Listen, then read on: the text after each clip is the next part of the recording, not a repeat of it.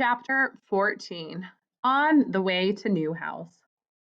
The old porcupine moved faster than Poppy thought possible, body swaying from side to side, quills rattling like a snare drum. The trail Arethe took was narrow but smooth, avoiding hills, tangles, and fallen trees.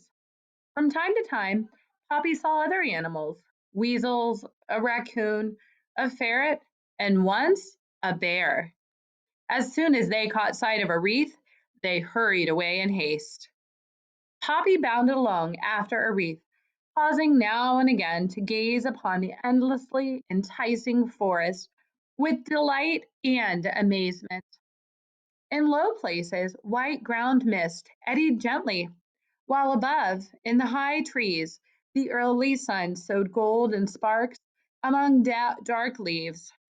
But once, while Poppy was staring wide-eyed at a particularly towering tree, she caught sight of what appeared to be a brown blur swooping among the pines.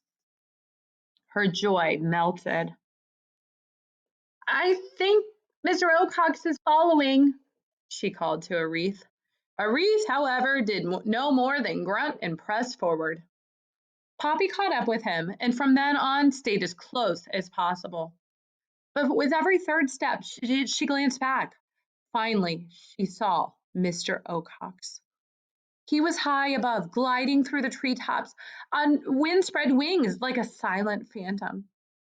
"He is following!" Poppy cried.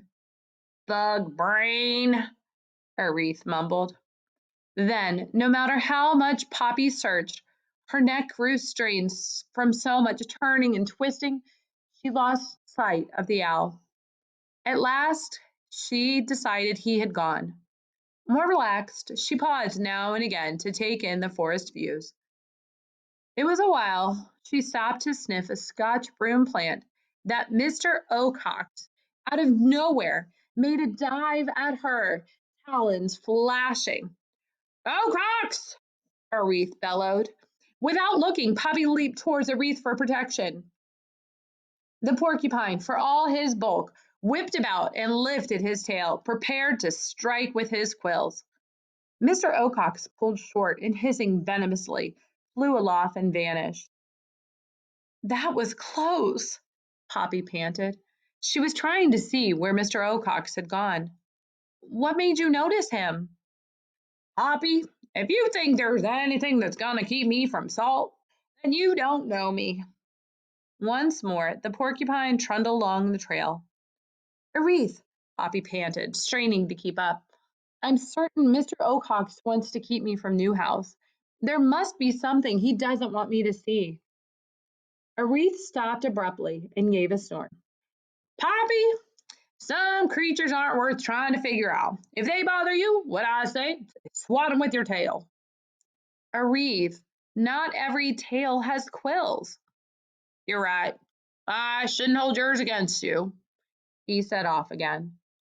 "Arethe," Poppy said after a while, "if I could just find out what it is that Mr. Ocox is frightened of, and tell my family, I wouldn't care what happened to me." Arethe laughed sarcastically. "Even if it kills ya?" "Well, no, but—" "Poppy, if you don't stay alive, the only thing you'll be good for is maggot mash." As they traveled farther, Poppy noticed that the trees were growing less dense. There were greater varieties of flowers, too. As the brightness intensified, Poppy guessed that they were reaching the northern limits of the forest. "Arethe," she said, "when we get out of the woods, where will we be?" "First, there's a dirt road and an old barn, then a field of corn. Beyond the field is some low grass, then the building where the people live. There's also a new big barn. That's for chickens." "What are people like?" Poppy asked. Other than pictures in the magazines back home, she had actually never seen any humans. They don't bother me a lot." "Do they dance?" "What's dancing?" "It's gliding, swirling, dipping, and sliding with someone you like." "You are strange." the porcupine said.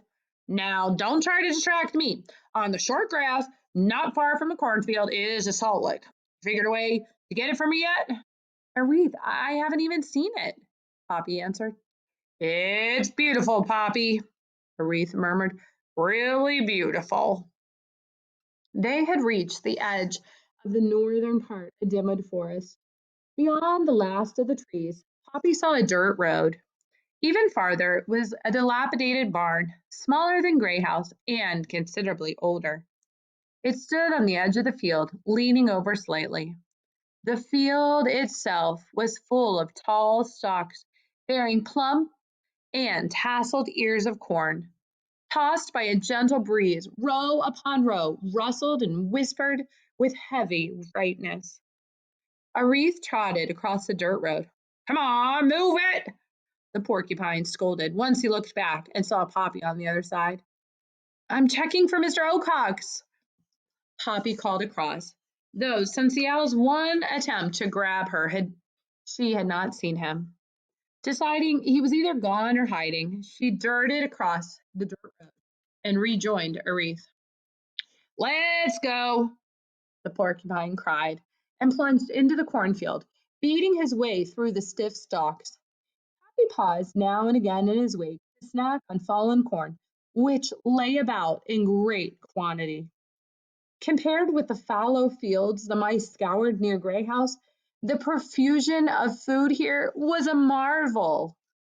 Back home, the food the family had access to took long hours to find, and there wasn't much of it. Here was food enough to feed a family twice their size. Was it this rich field that Mr. Ocox wished to hide? Did he want her family to go hungry? All that searching for food out in the open did make them more vulnerable.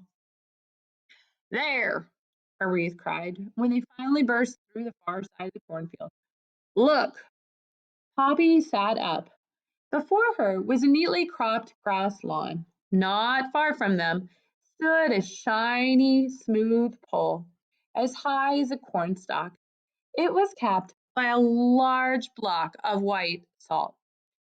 Isn't that something? Aretha whispered. Poppy glanced at her friend.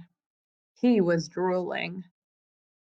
Now Poppy could see what she had promised to bring Aretha. Her heart sank. How in the world would she be able to do it? It was perfectly clear that even if she could manage to get the salt off the pole, it was too huge for her to carry. The problem itself was too huge to carry. With a sigh, Poppy looked farther. Beyond the salt lick was a white house. It bore some resemblance to Grey House, but its paint was bright and its windows were newly curtained, signs that suggested that people were living there. Was that what Mr. Ocox didn't want them to know about? Poppy turned to the left and saw a red barn. It was considerably larger than the house, but it had only a few windows. The roof was highly pitched and covered with sheet metal. At the front end of the barn, the roof jutted out to form a door hood. Poppy gasped. Sitting right below the overhang, near a large closed window, was an owl. An owl twice the size of Mr. Ocox.